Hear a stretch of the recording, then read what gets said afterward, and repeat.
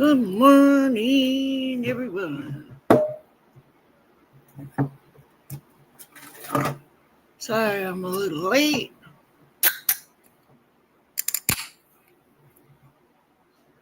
I have my monster. Thank you, Lily. Oh, sorry I'm late. I just got in the bath and my sister is like, "Are you doing AA today?" Whoops. I forgot. Anyways, I'm here now, so the bath can wait. Hope you all are having a wonderful day. A good start to the week. I just threw my glasses on the floor. Good thing they're plastic. Anyway, I'm Sandra and I'm an alcoholic. God, grant me the serenity to accept things I cannot change, the courage to change the things I can, and the wisdom to know the difference. So be mindful in the chat that not everyone here is a recovering alcoholic. Mike, can you grab my phone out of the bathroom, please? It's on the toilet. Oh, what a day, what a day. So, my phone is in the bathroom, please. Anyways, we had a good weekend. Long Beach Rod Run, so I am uploading those videos. Got to spend time with my niece.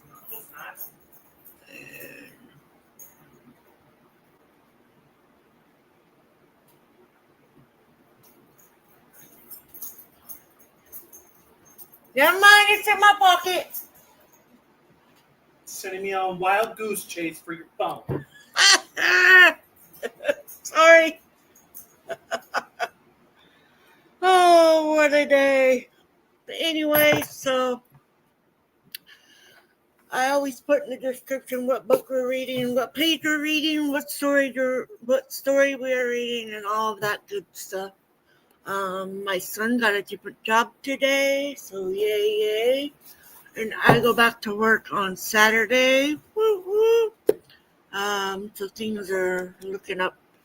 Hopefully I get moved to where I want to be at work. So anyways, let's go ahead and get on with the meeting. 1, we admitted we were powerless over alcohol, that our lives had become unmanageable. 2, came to believe that a power greater than ourselves could restore us to sanity.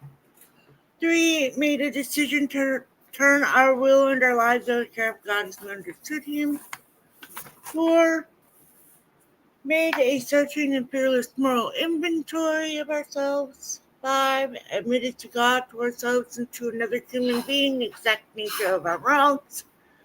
6, we're entirely ready to have God remove all these defective characters. 7, humbly ask Him to remove our shortcomings. 8, made a list of all persons we had harmed and become willing to make amends to them all. 9, made direct amends to such people wherever possible, except when to do so would injure them or others. 10, continue to take personal inventory and when wrong, promptly admit it. 11, sought through prayer and meditation to improve our conscious contact with God as we understood Him, praying only for knowledge of His will for us and the power to carry that out. 12, having had a spiritual awakening as a result of these steps, we tried to carry this message to alcoholics and to practice these principles in all our affairs. Traditions. 1. Our common welfare should come first. Personal recovery depends upon AA unity. 2. For our group purpose, there is but one ultimate authority, a loving God, as he may express himself in our group conscience. Our leaders are but trusted servants, they do not govern. 3. The only requirement for AA membership is a desire to stop drinking. 4. Each group should be autonomous except in matters affecting other groups or AA as a whole. 5. Each group has but one primary purpose, to carry its message to alcoholics who still suffer. 6. An AA group ought never endorse, finance, or lend the AA name to any related facility or outside enterprise, lest problems of money, property, and prestige divert us from our primary purpose. 7. Every AA group ought to be fully self-supporting, declining outside contributions. 8.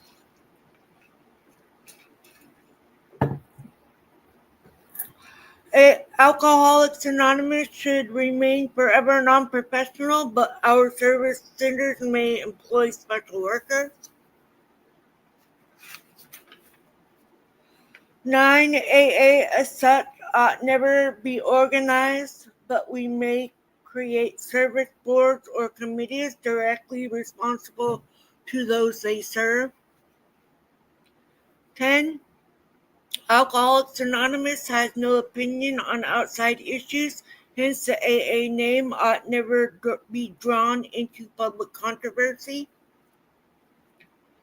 11. Our public relations policy is based on attraction rather than promotion. We need always maintain personal anonymity at the level of press, radio, and films. 12. Anonymity is the spiritual foundation of all our traditions, ever reminding us to place principles before personalities. We are on tradition 10 on page 176.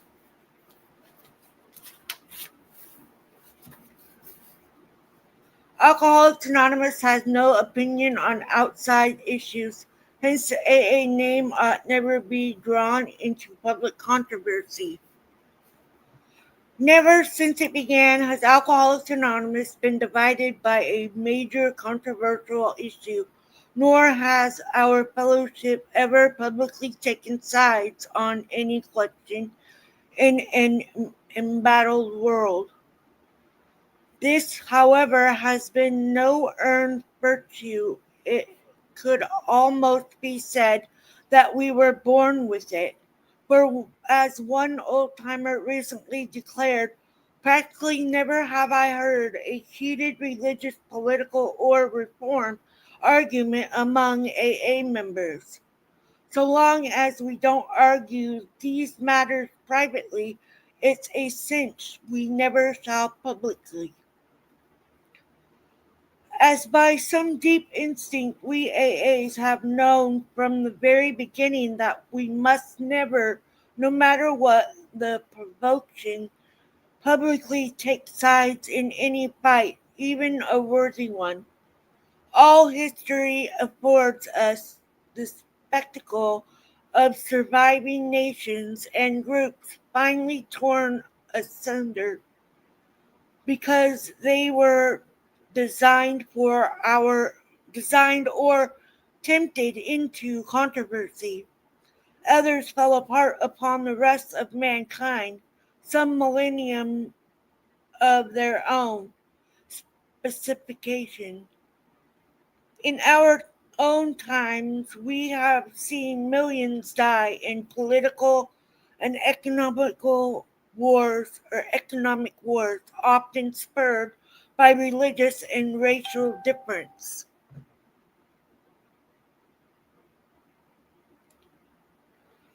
We live in the imminent possibility of a fresh Holocaust to determine how men shall be governed, and how the product of nature and toil shall be divided. Among them, that is the spiritual climate in which AA was born, and by God's grace has nevertheless flourished. Let us re-empathize that this reluctance to fight one another or anybody else is not counted as some special virtue which makes us feel superior to other people, nor does it mean that the members of Alcoholics Anonymous, now restored as citizens of the world, are going to back away from their individual responsibilities to act as they see the right upon issues of our time. But when it comes to AA as a whole, that's quite a different matter. In this respect, we do not enter into public controversy because we know that our society will perish if it does. We conceive the surrender or the survival and spread of Alcoholics Anonymous to be something of far greater importance than the weight we could collectively throw back of any other cause. Since recovery from alcoholism is life itself to us, it is imperative that we preserve in full strength our means of survival. Maybe this sounds as though the alcoholic in AA had suddenly gone peaceable and become one great big happy family. Of course, this isn't so at all. Human beings that we are, we squabble. Before we leveled off a bit, AA looked more like one prognosis squabble than anything else, at least on the surface. A corporation director who had just voted a company expenditure of $100,000 would appear at an AA business meeting and blow his top over an outlay of $25 worth of needed postage stamps, disliking the attempt of some to manage a group. Half its membership might angrily rush off to form another group, more to their liking. Elders temporarily turned Pharisees have sulked. Bitter attacks have been directed against people suspected of mixed motives. Despite their din, our puny rose never did AA a practical of harm. They were just partial of learning to work and live together. Let it be noted, too, that they were almost always concerned with ways to make AA more effective, how to do the most good for the most alcoholics. The Washington Society, a movement among alcoholics which started in Baltimore a century ago, almost discovered the answer to alcoholism. At first, the society was composed entirely of alcoholics trying to help one another. The early members foresaw that they should dedicate themselves to this sole aim. In many respects, the Washingtonians were akin to AA of today. their membership passed the 100,000 mark. Had they been left to themselves and had they stuck to their one goal, they might have found the rest of the answer. But this didn't happen. Instead, the Washingtonians permitted politicians and reformers, both alcoholic and non-alcoholics, to use the society for their own purpose. Abolition of slavery, for example, was a stormy political issue. Then soon, Washingtonian speakers violently and publicly took sides on this question. Maybe the society could have survived the abolition controversy, but it didn't have a chance from the moment it determined to reform Americans' drinking habits. When the Washingtonians became temperance crusaders, within a very few years, they had completely lost their effectiveness in helping alcoholics. The lesson to be learned from the Washingtonians was not overlooked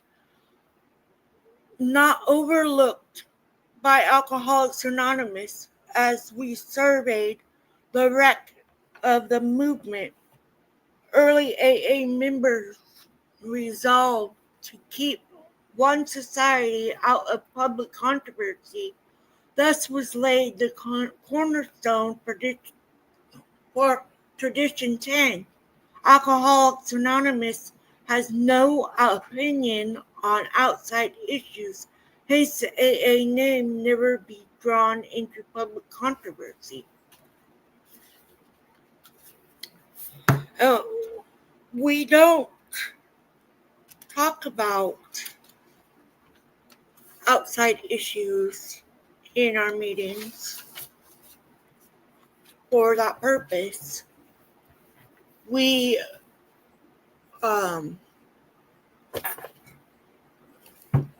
just talk about Alcoholics Anonymous and no outside issues. And it worked because of the Washingtonians. We learned that it's not a good thing to bring those things in to what we're trying to accomplish. It just throws a wrench in it and makes it really bad. So for us alcoholics, it's better to leave that at the door when you come in. We want to talk about our week, our day, have our meeting, whether it's a speaker meeting, a reading meeting, or just a share meeting. And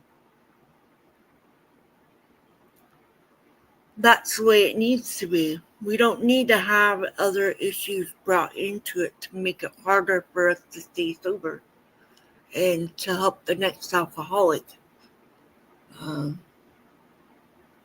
But it just works. And we have the old timers to thank for making this better for us to follow on that path of things that they had done and ways that it didn't work and all of that. It just paved it for us to make it a little easier. We still have problems in the rooms of, people not getting along, but, we're all there for one purpose, and that's just get sober and stay sober and have a better life of sobriety and work our steps every day, regardless of what's going on around you. I know my life has gotten easier knowing how to use my steps and make it work for me.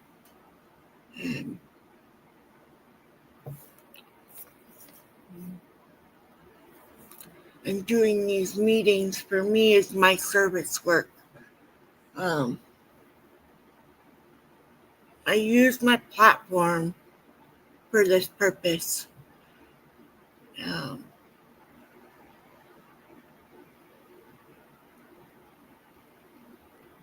but yeah, so anyways, not much to talk about today. I want to get back into my bath.